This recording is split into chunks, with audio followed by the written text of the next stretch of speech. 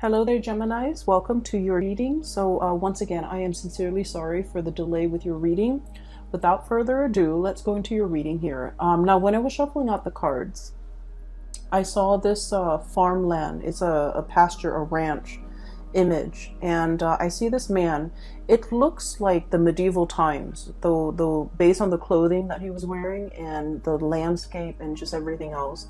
So I see this man. He has like a white, what used to be a white shirt on, and it's stained with color, with dirt and sweat, and so it's no longer white. Okay, he's got a pouch full of seeds, and he's heading into his land to begin farming. He has a stick in his left hand, and he's got a bag of something in his right hand, a bag of seeds in his right hand.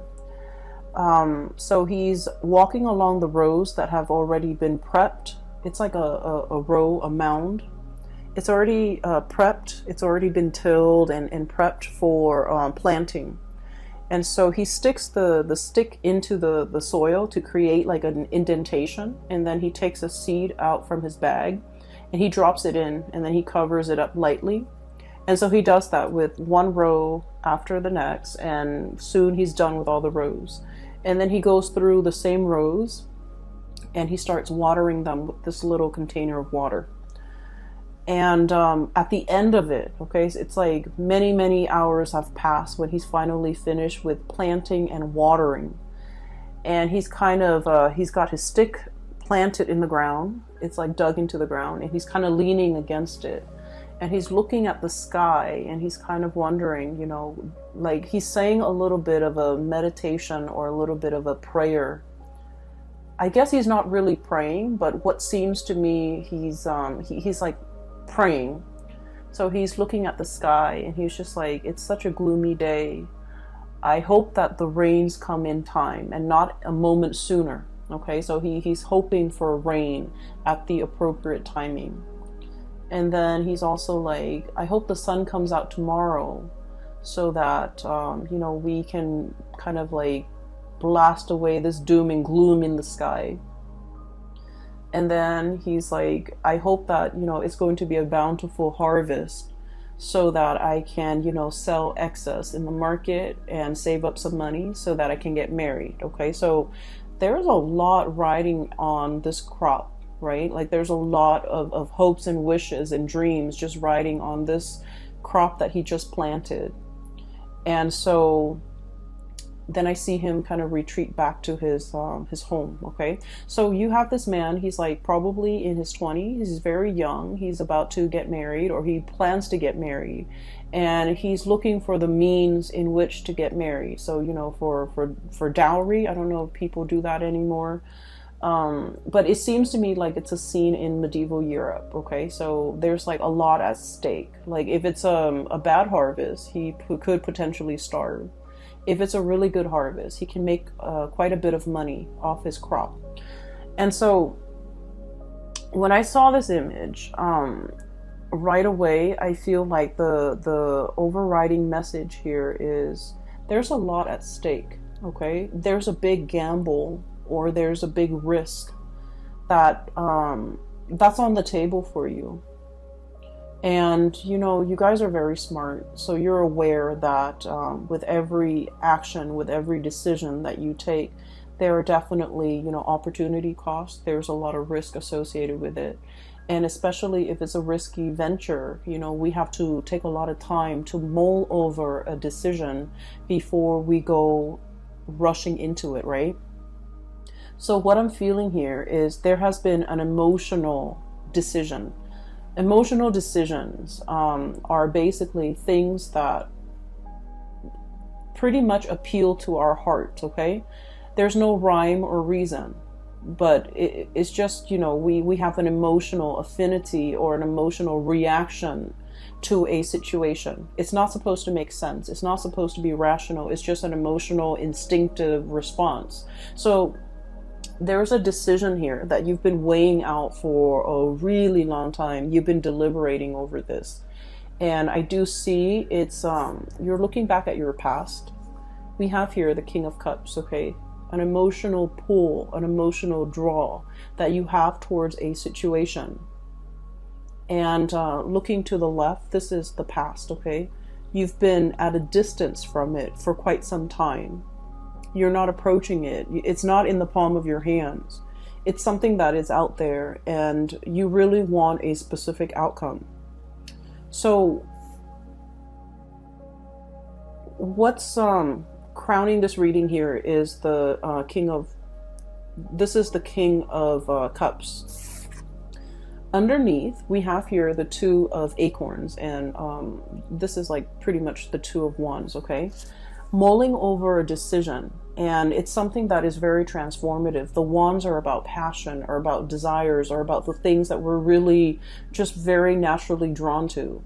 We want to get things moving. We want to get things going. It's all about, you know, taking action, taking steps to get something, or get where you want to go, or to achieve something, or to attain something. But the fact that it's the two energies, it deals with flip-flopping. It deals with having two decisions that you have to make. And once again, this is an emotional decision. It's something that you're really compelled to do, and it doesn't really make sense to you.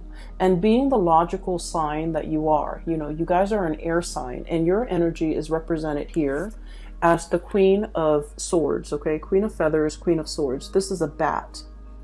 And if you think about it, it's in a dark cave, right? It's in a dark and dank type of an environment. And bats are blind. You know, they respond to sound, okay? Sound waves and sonars. And they respond, they're so responsive to sound that they don't need to see. They just need to hear, and they just need to trust, right? And what I'm seeing here is there is an emotional decision that you're making, and you're filtering the facts through your head, through your mind, through that sense of rationality, you know. And what it's really asking you here is to have blind faith and to have blind trust, because this is not supposed to make sense. There isn't an explanation why you're so drawn to something, why you respond in such a way, why that situation, that person, that thing has such a strong emotional pull or emotional impact on you. And so I feel as if you are like filtering all the facts relating to this situation through your head, and in your mind it's like, it doesn't make sense. I'm not going to do anything about it because it doesn't make sense, or it's not practical, or it's not rational, or it's just nonsensical, or it's in a way that is very much in conflict with everything that you believe in. That's what I feel.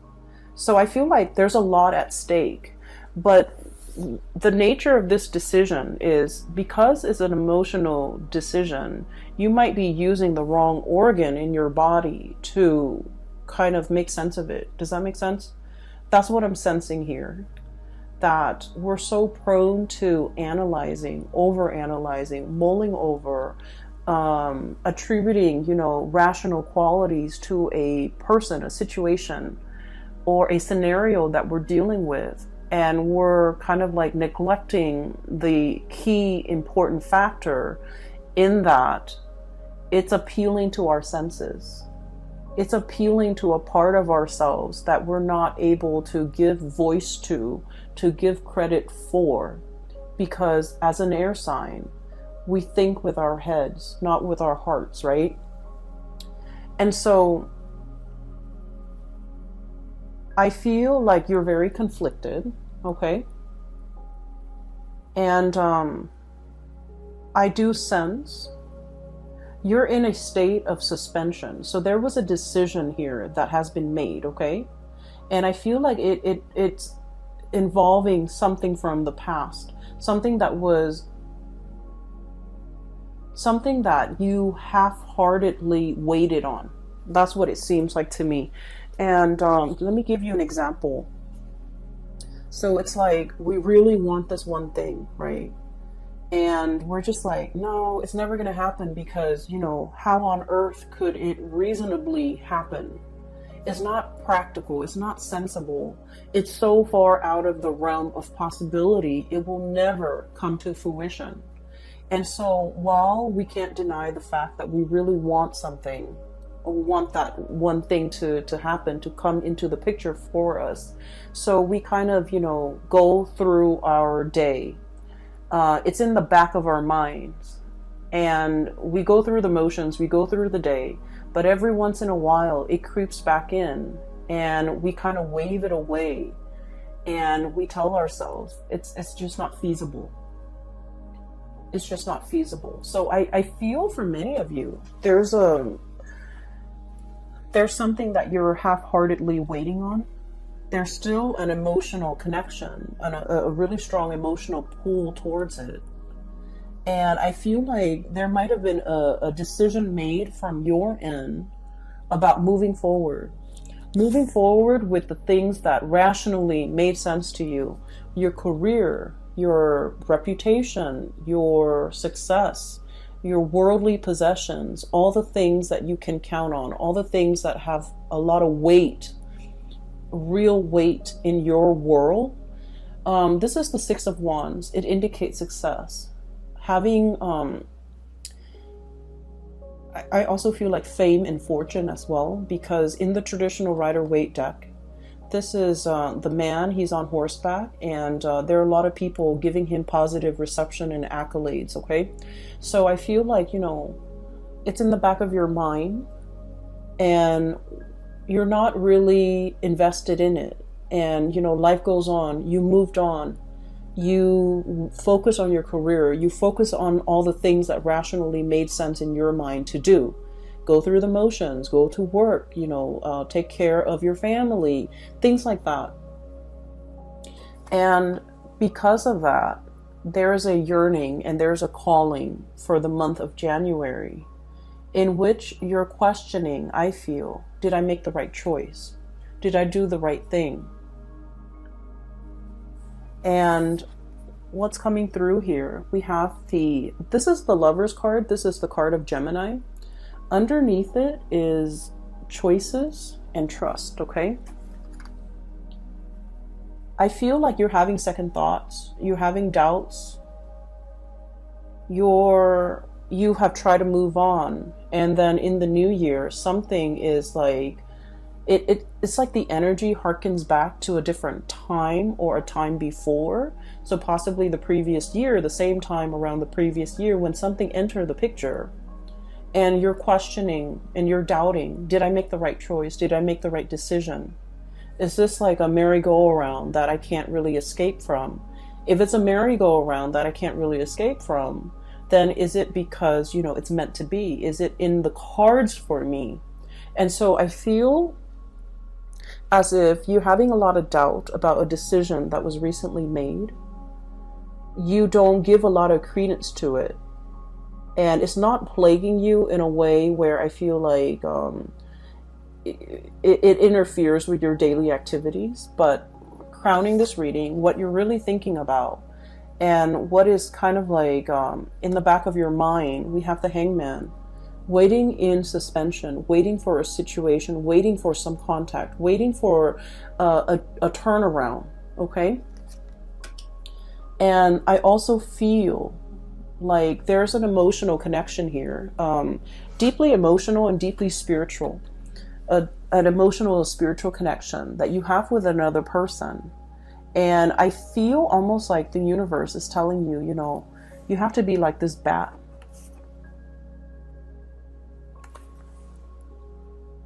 Having blind faith, okay? Listening to your inner guidance, listening to that voice within to navigate and to find your way. Because in this space, everything is pitch black, okay? The environment is really dark inside a bat cave. And you're not supposed to, you know, feel your way around to make sure that you're safe. You're not supposed to be able to see. You're not supposed to know the outcome. Are you going to have a good harvest? Are things going to work out? you're not privy to that information. And what you need to do is just, you know, have faith that in this ambience of like lack of information, lack of knowing, lack of knowledge, lack of ability to predict outcomes,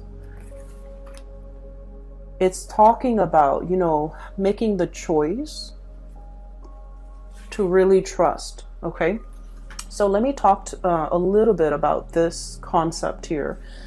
Queen of Feathers. Okay, and this is like, I always look at this and I think of it as like Gemini, Libra, Aquarius. It's like the perfect embodiment, especially for Gemini. In the traditional Rider-Waite deck, this is the Queen of Swords, okay? And the Queen of Swords, she's on her throne.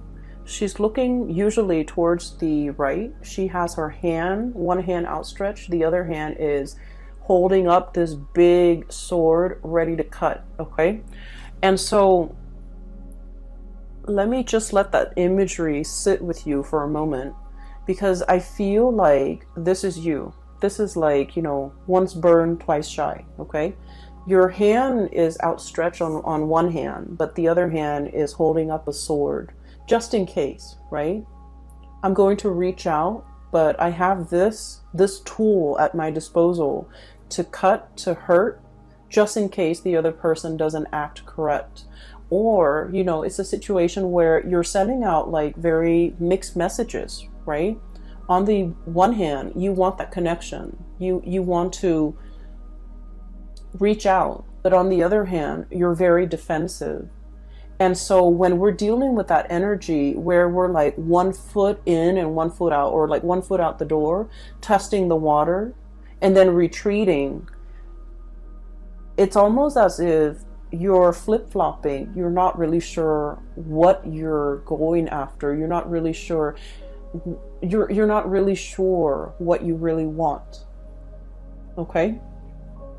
And just imagine if you're dealing with somebody who is making their intentions very clear, like the Queen of Swords, okay? Who is very serious-minded. The Queen of Swords is also someone who's very serious-minded. But the fact is, so just imagine for a moment, you know, if the shoe were on the other foot and you're dealing with someone who's like flip-flopping, waffling, constantly 1 foot out the door and constantly sending mixed messages. How frustrating would it be to deal with that person, right? And so I feel like, you know, once again, swap that energy and try to understand the sonar waves, the sounds, the messages, the intention that is going into, you know, your energy, and how that energy is being perceived by the people around you. The Lover's card is your card. It's the card of Gemini. It's the twins. It's like the twin flame type of energy where, you know, you have like you have, I feel this like being of two minds, okay? Split personality, being of two minds. Your heart wants one thing, your mind is telling you otherwise. And with the Queen of Swords here, the mind always overrules what the heart wants. And so you could never reach a state of satisfaction. Your mind wants the safe choice, the practical things, the stability. Your heart wants to roam. Your heart wants freedom. It wants excitement. It wants like all of these things that are considered frivolous, risky, but, you know, rewarding, like emotionally very rewarding. But I feel like you're built in such a way that your heart always loses out. It loses out, and you end up, you know, physically very happy, but emotionally it can be a little bit empty.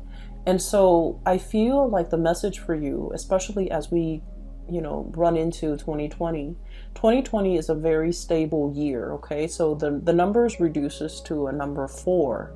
And the number 4, it is about family. It is about, if you look at the astrology wheel, the number 4 is about the home, the mother, the parts of ourselves that have been conditioned since childhood, okay? And it's about our emotional needs, how we fulfill our emotional needs.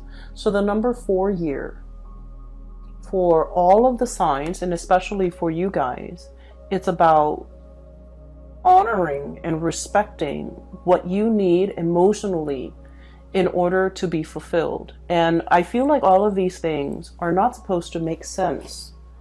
You know, so for example, you have work the next day, right? And you're just like, oh, I can't sleep, but I really need to go to sleep because I have work the next day. But I really want to watch this movie. So your mind rationally, you're like, I need to get to sleep. But then your heart is like, I really want to watch this movie. And the movie is like 2 hours. So I'm going to miss out on 2 hours of sleep. But I'm going to be so happy during these 2 hours that I'm watching this movie. And so I feel as if that rational part of your mind always wins. You know, it's like, okay, we need to sleep early. We need to be disciplined. We need to do things that are practical. We need to just let go of frivolous things. And I also feel like, you know, with this strong energy of that number 4 coming into the picture, it was a way of life for you. It was like childhood conditioning. We have to do what is expected of us. We have to do what, I want to say, like, once we make a promise, we have to keep it. Once we choose a course of action, we have to follow it through. There, you know, it's like, it's very fatalistic. It's like, failure is not an option. Once I choose this path, I have to walk alongside it, or I have to walk along this path. I can't deviate from my plans. But you know, things change. Circumstances will come up where whatever path you've taken, it might not be applicable for you anymore. You might have outgrown this path. You might have outgrown this situation. And yet you're still walking down this path because it's expected of you. So I feel like the year 2020 is really urging you. Are you still getting the emotional satisfaction on this path that you are blindly taking? Is it time for you to redirect your attention towards a different calling? So you have some choices here, and I feel like there's so much riding on it. You know, like that farmer, a bad harvest could be the end of his life. He could starve. Whereas a good harvest can, you know, equate to so many new blessings that can come into his life. And so you're grappling with a lot of decisions. And I almost feel like there's a decision here that you're making. And I'm sensing that you're putting so much expectation into this one single decision that it might not be fair. So if it's a person, you're putting a lot of expectations, and I don't feel that it's fair for the other person. If it's like a change in job, for example, you're putting so much expectations on the new location, on the job. You're expecting that thing, that decision, that job, that person to fulfill everything that you've wanted. So keep in mind that you've been suppressing, you know, your emotional needs for quite some time. And all of it is bursting at the seams, right? It's coming up in the year of 2020 for you to re-examine. And it's like years of pent up, you know, self-denial, right? Not in a rational way, but I feel like denying yourself of like things that make you really happy. And then coming into this moment and you're just like, going for something, and then or thinking about going for something, jumping at an opportunity, leaping towards a new way of life, and you're expecting it to fulfill all of your expectations or all the longings that you've been suppressing in the past. And you know, that's a huge load to carry. And so it's really asking you, you know, to kind of like balance out your expectations a little bit and to be a little bit realistic. Because what we have with this, the Traveler, this is the Fool card. It's a really pretty depiction. It's a gazelle jumping from one cliff to the next, okay? So this is a card about total abandonment, okay? Like throwing caution to the wind, embarking on a new phase in your life, wanting to jump for joy, and having blind faith, pretty much. So you're coming from a space where you might have been closed off, defensive, flip-flopping, one foot out the door, and you're jumping into a new phase where you're all in, okay? Like no holds barred, like caution to the wind. And I feel like this has been like long in the making. You don't have any baggage that's holding you back. You're kind of like in the limelight. It's like everything coming to light with the sun in the background. And so I feel as if the month of January started out with a lot of uncertainty, there's going to be clear answers, decisions, and resolutions coming through at the end of January. You're going to be very sure about what it is that you're going for. So with this choice that you're making, you know, do I make the rational choice or do I follow whatever is in my heart? At the end of the road, the end of January 2020, we have here the 10 of Wands. Okay, this is pretty much the unburdening process. Okay, the 10 of Wands is all the obstacles, all the things that kind of bogged us down. Possibly expectations from other people, responsibilities that we have to take up, and things that we do out of obligation, out of the sense of responsibility, and we don't have to live in that or burden ourselves with that anymore, because we have a new phase that is coming into our lives to ask us to shed the baggage, okay, shed the responsibility, and just kind of like live our life a little bit more unencumbered and a little bit more free. So what's really kind of I want to say, this is what it feels like to me, the way the cards are depicted, okay, and the energies. It's like, this is where you are right now. You're still in that dark cave. You're trying to figure out your way. You're trying to figure out what to do. And this is the outcome, which is really positive. It's like turning over a new page and, you know, being in a situation where you're really hopeful, really free. So while you do have a lot of success here, I feel like your heart feels a little bit heavy to me. There's a lot of uncertainty, a lot of unknowns, a lot of waiting on situations. And so what's kind of like in between, what you have to kind of jump over to get yourself from here where you are to here, what's waiting for you in the future, are these two cards.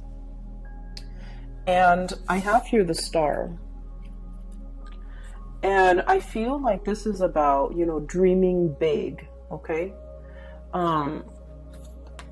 Not putting yourself in a situation where you feel like you have to choose, where you have to forego something in order to achieve something else.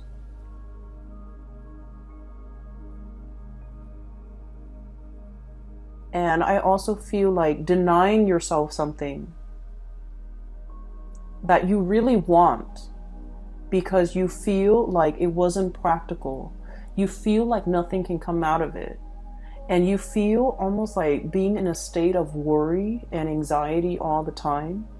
And once we are constantly, you know, living in a space of lack, if we've been living in it and dwelling in it and, you know, building a life around it for a really long time, that's all we know. And then we can't really possibly wrap our heads around the fact that it doesn't have to be like this. We can make some changes. We can have it all. We don't have to compromise one thing for another. You know, not everything has to come at, you know, the expense of like opportunity costs. So I feel as if you might have been in a situation where you don't know how to achieve it all. You don't know how you can possibly get things moving. You don't know how you can you don't know how you can get out of it. And then whatever opportunities come through, Four of Cups, you've turned it down. So you're stuck here, and every opportunity that comes through, you're like, no, I don't want to do that, or I don't want to do this, or I'm turning it down, and for no other reason than, you know, it's too risky, it's too much, it's not enough, or it's not going to take me towards this one thing that I really want. So you might have turned it down. And so I feel like you need to jump over this hurdle. And the hurdle is pretty much, there's something that is on the offer. It is, at first glance, or when you first look at it, it's very minuscule. In your mind, the potential of it is very, very little. It's like, you know, that farmer with the individual seeds, right? Each seed is very, very small. And in the greater scheme of things, if like his entire crop dies out and only one thing survives, he still can't, you know, recover from it, right? He can't sustain himself on like one grain of corn or kernel of corn or one grain of wheat. So I feel like whatever is on the offering for you, you might turn your nose up at it and you might say it's not enough. It's too small. In the greater scheme of things, I want more. But what's really embodying it is the star, which is everything that you've actually hoped for. You just don't know it yet. And so I feel like the universe is kind of like yanking your chain. It's almost like, I just feel like somebody's yanking your chain. Somebody is telling you, you know, being tested. There we go. Somebody's testing you. Like, you need to take this first so that we know you're not flip-flopping. Accept this, and then we'll give you more. So once you accept this, you kind of like send out your signal to the universe that I'm all in, I'm on board, I'm going to take this. And then I feel that you will be offered more and more and more. And then eventually you'll be offered exactly what it is that you desire. And so I do sense here, things are happening in very small increments, okay? And things are happening one step at a time, one stage at a time, because you're being tested to make sure that you are 100% decisive and in this before the universe can give you exactly what you want. So we have here the Lover's card, so this is your card, and the Star card. So you're both, you're headed, your heart and your mind, that's what I mean by both. Your heart and your mind is in alignment, and that's really important. When we're doing something half-heartedly, our hearts and our mind are not in alignment, okay? We're just going through the motions. And when we're just going through the motions, doing something half-heartedly, the result is never going to be good enough. And so I feel like, you know, you need to get your heart and your mind into alignment, and you need to be physically, emotionally, spiritually ready to embark on this new task, this new thing, this new venture. And I feel like it is very new. It's outside of your comfort zone. So, you know, the bat needs to get out of his cave, needs to get out of his home to find food, to find nourishment, to find opportunities, right? Whatever it is, your heart and your mind needs to be in alignment in order for you to achieve this. And this is the Star. And the Star is wish fulfillment. It's about, you know, having whatever it is that you desire. Things coming full circle pretty much. So Geminis, that's pretty much what is hindering you from the outcome. And I feel like you're in a position where you're ready to leap, okay? I'm looking at this elk here. It looks like a deer. It looks like a deer, but I look at it almost like an elk. You know, elks are really heavy. They're really big creatures, and they're really heavy. And it seems like the elk can't jump, right? Whereas the gazelle can, okay? So this is all about shedding things or letting go of things that are just bogging you down, weighing you down, so that you can jump, so that you can leap, so you can be a lot more free. This is family expectations here. This is societal expectations. This is like doing something because it was done in the past and you never question it. Doing something that's no longer serving its purpose in your life. So the Hangman is about looking at things from a different perspective. Is it still relevant? Is it still helpful? Is it helping me in any way, or is it hindering my progress? So I feel like you have to re-examine some of the habits, some of the things that you are taking on, and figuring out whether or not they are still applicable and relevant to your life right now, and whether or not they're still, you know, making you happy. But I do feel here there is a calling that is very specific to you. You can hear it. And I feel like it's really asking you to have blind faith, to jump into something and to go for something. Even if, you know, initially it doesn't make sense. It doesn't seem like it's practical. It doesn't seem, it seems like it's overturning your expectations. And so you might have felt like, oh, it wasn't good enough. And now I feel that you're looking at it from a different perspective and you're going after it. It wasn't good enough in the past, but you're regretting that decision, possibly to turn it down, and now you're going after it. And I feel like the window of the time frame, or the window of opportunity, is narrowing. I do see a situation where it is narrowing and somebody is exiting, you know, like leaping forward with their new life. Okay. I will leave it at that, Geminis. I hope this reading resonates with you. I hope that it is helpful for you in navigating the energies for January 2020. I will be back with next month's reading, hopefully on time. So I apologize once again. For those who are interested in a private reading, I have a link in the description box below for a colleague of mine. Her name is Bridget. She's based out of California. So if you're interested in, you know, spiritual guidance, if you're dealing with this and you're not sure what the future holds for you, especially, I highly recommend a reading with her. Her website is in the description box below, where you can, you know, click on it and you click on the link and you can book a reading. You can choose the time and the date. It's very simple, and hopefully you can, you know, get some guidance. I will be back very soon for your February reading. I wish you all the best. Take care and have a wonderful new year. Bye.